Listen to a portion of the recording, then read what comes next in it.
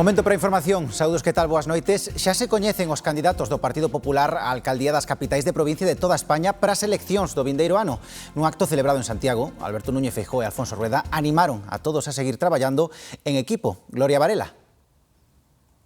Sí, o líder do Partido Popular fixo un símil co partido que xoga mañá a selección española de fútbol para poñer en valor a capacidade de traballo en equipo. Alberto Núñez Feijóo dixo que o obxectivo é revalidar a confianza alí onde xa se goberna e conseguila no resto de cidades co compromiso de gobernar con decencia para todos os cidadáns. Pola súa banda, Alfonso Rueda asegurou que os candidatos das 7 grandes cidades galegas son, dixo, os mellores posibles.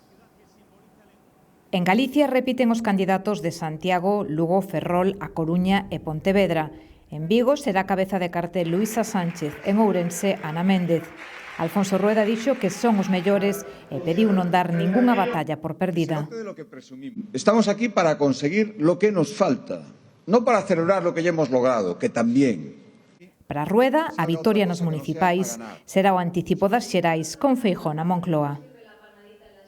Todo este maltrato constante, toda esta voluntad divisiva que hemos visto desde el primer día de los gobiernos socialistas, hay que enmendarlo y hay que enmendarlo rápido. Igual que a selección española de fútbol, destacou Núñez Feijóo a capacidade de traballo en equipo dos candidatos populares. A España le irá mejor cuando el interés colectivo esté por encima del interés de un solo hombre y cuando el país vuelva a jugar en equipo. Me gustaría que España se pareciese más a su selección. Feijóo pide un tempo novo para España. El sanchismo ya ha sido condenado en todas sus formas de corrupción y las urnas serán también su sentencia. Alberto Núñez Feijóo insistiu en que a ambición, a capacidade de servizo e a decencia son necesarias para atender con rigor as necesidades de todos os veciños. O Goberno iniciou os trámites para retirar a licenza de comercialización eléctrica ao La Luz. A decisión, publicada no Boletín Oficial do Estado, chega tras os impagos detectados pola Comisión Nacional dos Mercados e da Competencia.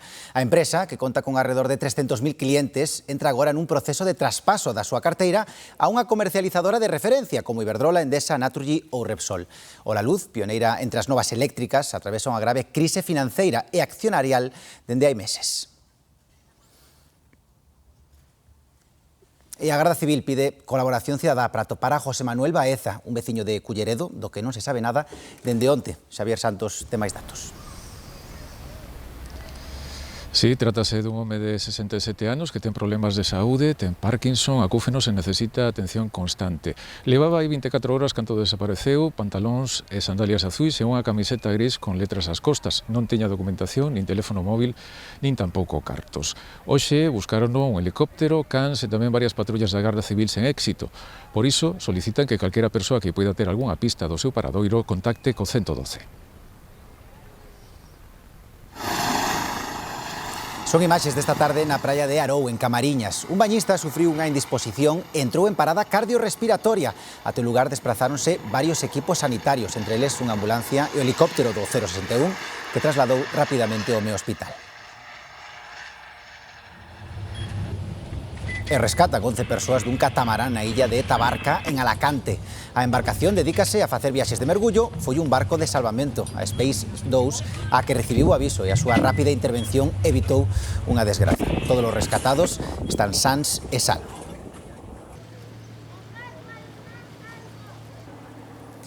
E as imaxes son dun derrubamento na China, provocado polas intensas chuvias, deixa polo menos 8 mortos. Máis dun milleiro de veciños de Penshui foron evacuados. Na zona están traballando máis de 800 persoas dos corpos de rescate para atopar xente con vida entre os cascallos. Ademais dos 8 mortos, hai 34 desaparecidos e máis de 10 edificios residenciais sepultados.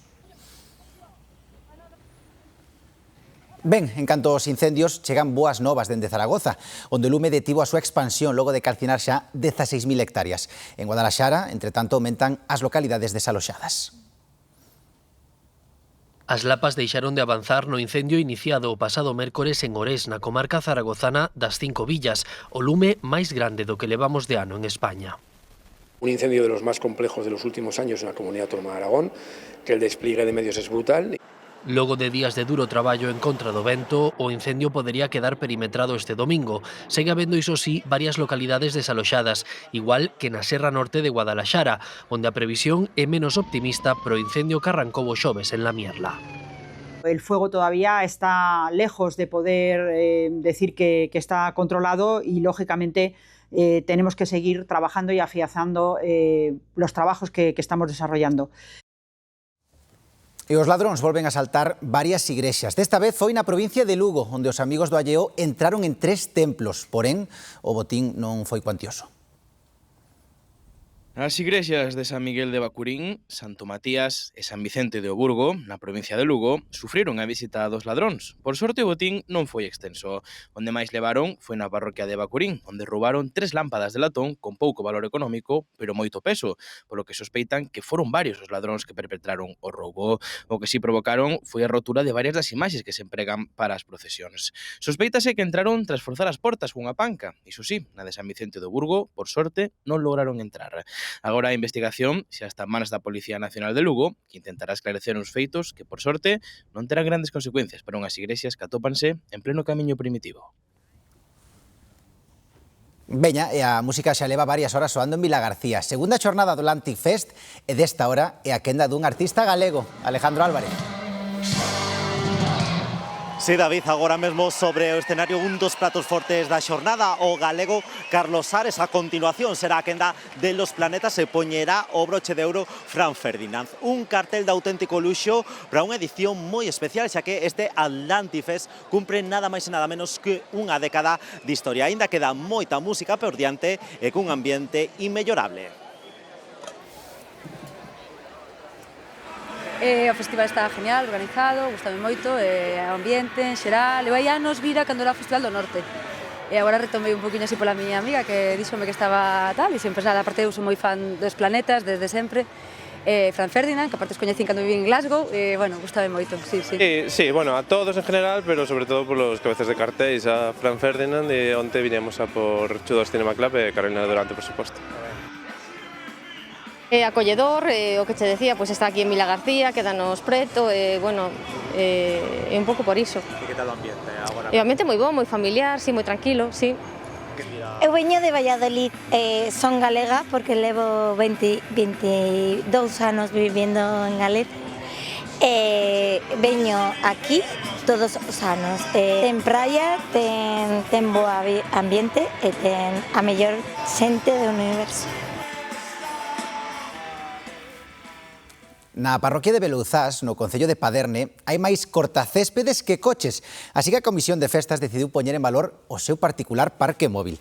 Atendan, o campo de fútbol foi o escenario da segunda edición dunha xincana na que os participantes tiveron que demostrar a súa pericia ao volante desta máquina. Habilidade, precisión e moito humor para superar un circuito cheo de probas e obstáculos nunha competición para nenos e maiores, moi divertida e tamén, ollo, moi segura. Un piloto conduciu sen o seu casco. E imos ver agora cal é a previsión do tempo que nos agarda para mañá. Xesús Peleteiro. Mañá, sobre todo pola tarde, notaremos unha certa suba nas temperaturas, de contado falamos diso, pero o máis rechamante na xornada de mañá son estes avisos de carácter amarelo, tanto por chuvias de carácter treboento no interior do país, máis frecuentes e intensas, sobre todo en puntos do interior da provincia da Coruña e tamén no sur da provincia de Lugo, e tamén eses avisos amarelos por temperaturas altas elevadas, sobre todo na Bacía do Miño, no interior da provincia de Ourense e tamén na comarca de Valdeorras. Polo demais, ceos alternando nubes e claros con esas brétemas mariñas localmente persistentes en puntos das rías baixas e esa nebulosidade algo máis intensa, tan característica do nordés na Mariña de Lugo.